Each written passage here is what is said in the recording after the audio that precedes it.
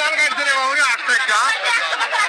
আমার ধান কি দেখেন ধান ধান ধানলেন ধান বেকার চলে না জানতো আমরা দেখতে জানতো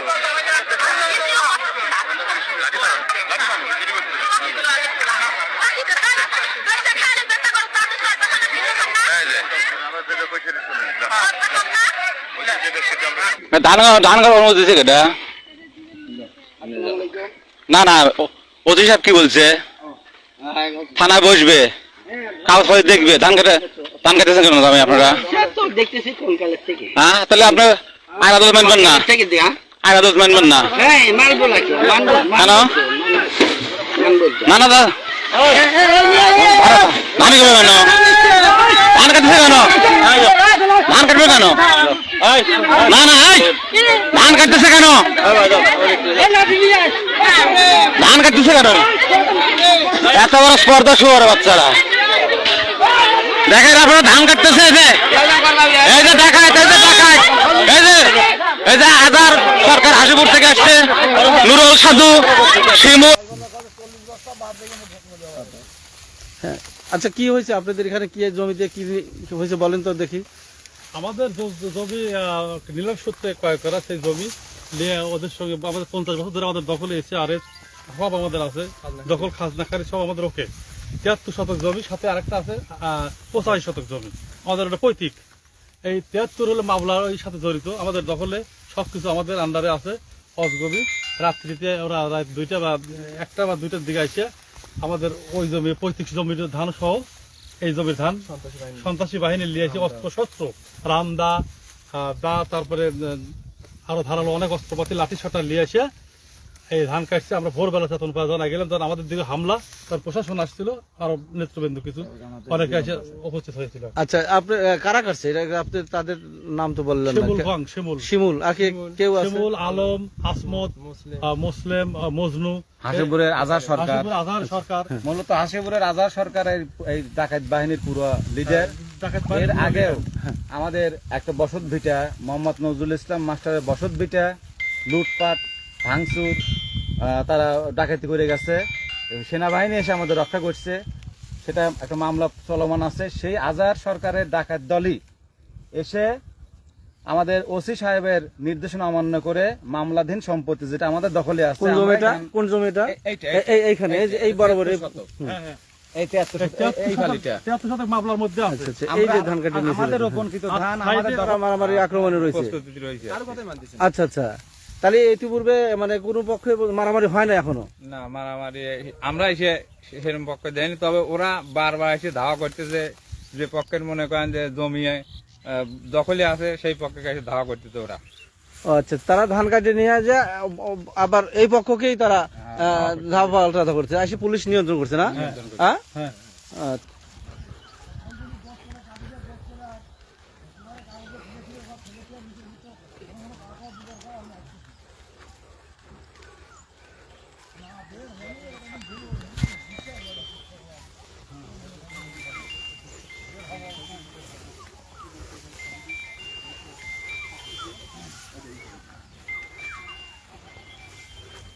আমাদের উপস্থিতিতে আমরা এসে দেখছি ধান প্রায় 1/3 2 অংশ কাটা হয়ে গেছে।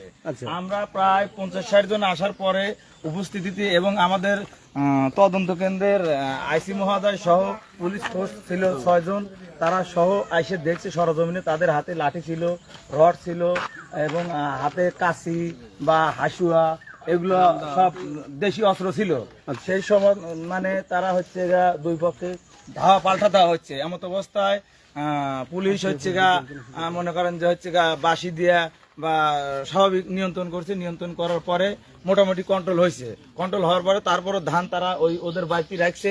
ধান এখন আপনারা যান যা দেখেন, সবাই গ্রামবাসী সবাই যা দেখছে এবং যারা এখানে উপস্থিত ছিল, যে উপস্থিতির মাধ্যমে এগুলো হয়েছে তাদের গণস্বাক্ষর রাখা হয়েছে। প্রায় 60-70 জন গণস্বাক্ষর দিছে যে এই ঘটনাটা ঘটছে এবং এই ঘটনাটা তারা দেখছে সরজমিনে। আচ্ছা আচ্ছা যারা প্রত্যক্ষদর্শী ছিল তারা অলরেডি তারা সত্যতা স্বীকারে স্বাক্ষর দিছে, এটা গণস্বাক্ষর দিয়েছে না? গ্রামবাসী স্বাক্ষর, গ্রামবাসী যে ঘটনা ঘটেছে। তো আচ্ছা মুরব্বী আপনি একটু বলেন তো দেখি কি হয়েছে, কি আপনি এখানে কারা কাটছে, কতটুকু জমি ধান কাটছে? 5 বিঘা জমি ধান কাটছে না? কারা কাটছে? আচ্ছা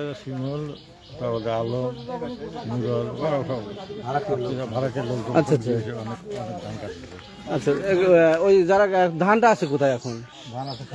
কোথায়? বাড়িটা কত দূর? আচ্ছা আচ্ছা আচ্ছা, ঠিক আছে, একটু হ্যালো, জি, হ্যাঁ হ্যাঁ, এই সাংবাদিক আসছে তো। এবার হ্যাঁ আসো আসো।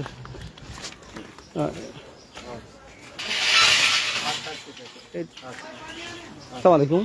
আচ্ছা মুরব্বী, আপনার নাম কি? আমার নাম মোহাম্মদ আজহার হোসেন। আজহার হোসেন। আচ্ছা, এই বাড়িটা আপনার? না, আচ্ছা, এই ধান কার ধান? আমাদের কাছে একটা অভিযোগ আসলো যে এই ধানটা কেটে আনা হয়েছে একজনের অন্য জমি থেকে। না না, আমার জমিতে আমরা ধান কেটে আনি। আপনার জমি? আপনি কোন জমির ধান কাটছেন? ওখানে কতটুকু জমির ধান? জমি আছে হলো 4 বিঘা, 4.5 বিঘা। কয় বিঘা? 4.5 বিঘা। 4.5 বিঘে। তাহলে তারা যে বললো, এটা কি মিথ্যা অভিযোগ তাহলে? তিনটা জমি।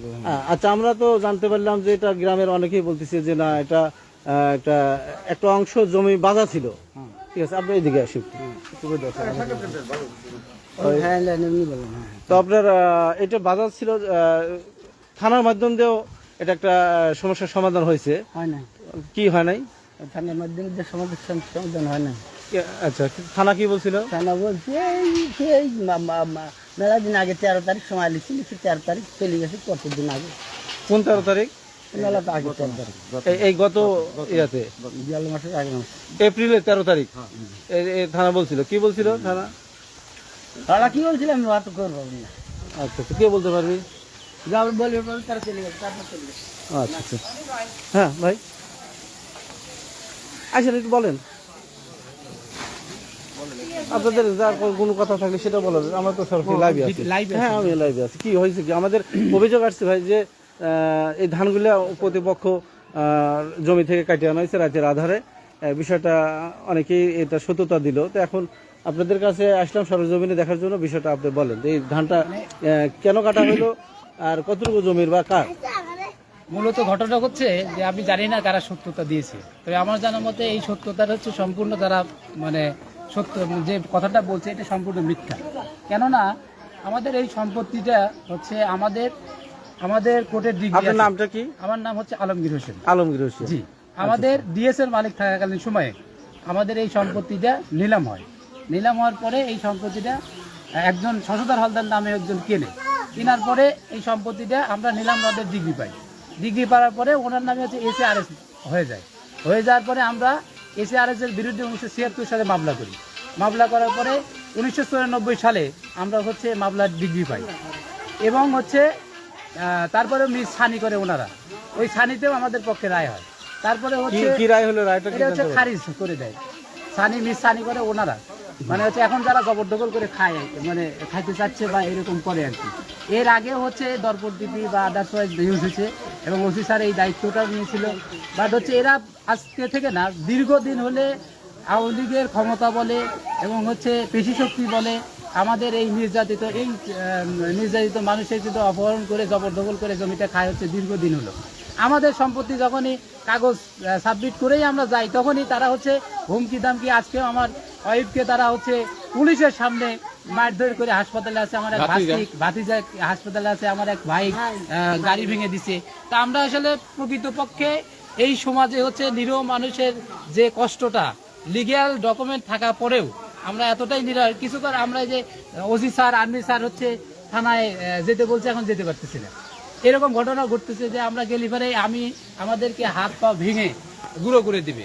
তো আসলে সারা জীবনই জোর করে তারা জবরদখল করে খায়, আজও তাই চেষ্টা করতেছে। আর আমাদের অধিকার, আমাদের ফসল যখনই যত বছরই উঠে গেছি বিগত দিনগুলোতে, তত বছরই শুধু এই কাজটাই করছে। আমার বাপে হস্তক্ষেপ করছে, আমার এক দাদি মারা গেছে এই সম্পত্তির কারণে। কখনো আমরা সঠিক বিচারটা পাইনি। আদালত আমাদের বিচারের রায় ঠিক দেয়, কিন্তু এই সমাজের বিভিন্ন ক্যাটাগরিতে বিভিন্ন সিচুয়েশনে আমরা শুধু নির্যাতিত হই। তা আপনাদের কাছে একটাই কথা, এর আগেও আপনাদের এই চাটমোহর স্থানীয় অনেক পত্রিকায় এই হচ্ছে সংবাদ হয়েছে, কিন্তু আমরা ন্যায় বিচারটা পাই না। আমাদের আশ্বস্ত করে, আর্মি স্যার আশ্বস্ত করে, ওসি স্যার আশ্বস্ত করে, সবাই আশ্বস্ত করে, কিন্তু বিগত দিনগুলোতে 144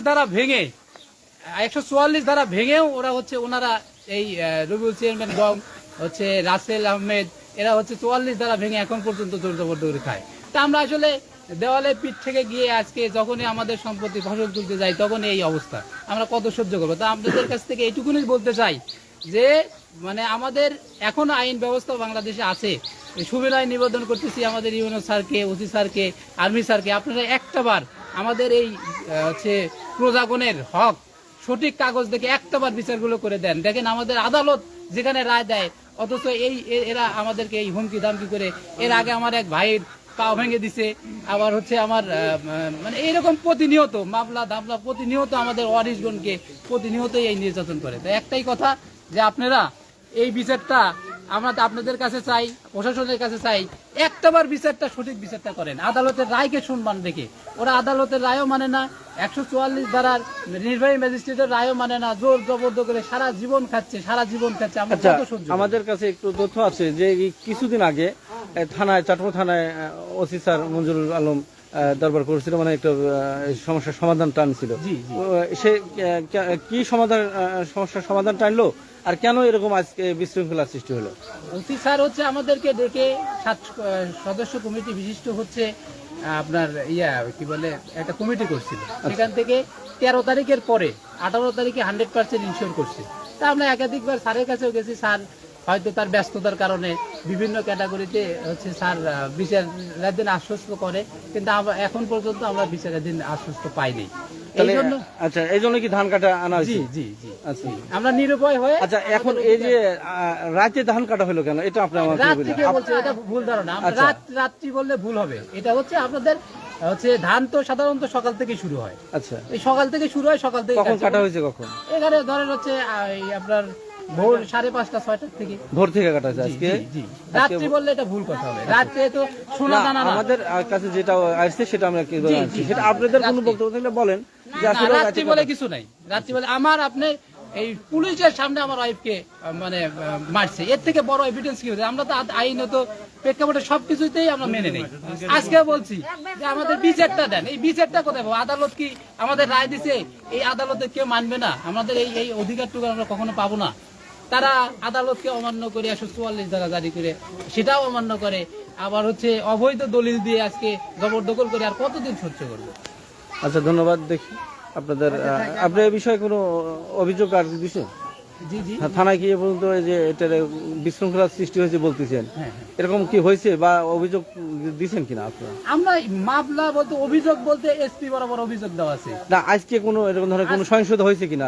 না, আজকে এখন পর্যন্ত আমার ওয়াইফকে হাসপাতালে পাঠানো হয়েছে, এখন আমরা বেরিয়ে হতে পারতেছি না। আমরা যে অভিযোগটা নিয়ে যাব বেরিয়ে হতে পারতেছি না। তবে আর্মি স্যার হচ্ছে হুমায়ুন স্যার আমাদেরকে আশ্বস্ত করছে যে আপনারা থানায় যান, থানায় গিয়ে আপনারা স্যারের ওসি স্যারের সাথে কথা বলেন, কথা বলে একটা সলিউশন আজকের মধ্যেই আপনারা সলিউশনটা সমাধান করে নেন, আজকে অথবা কালকের মধ্যে, এটা বলছি। এখন তো আমরা যাইতেই পারতেছি না। আচ্ছা বিটি, আপনি এখানকার, আপনি গ্রামের, হ্যাঁ, এটা আমাদের আপনি কিছু মানে আসলে যে ঘটনা ঘটছে এরকম কোনো মারামারি হয়েছে কি? কিছু মারছে, মারামারি হয় না, মারছে মারছে।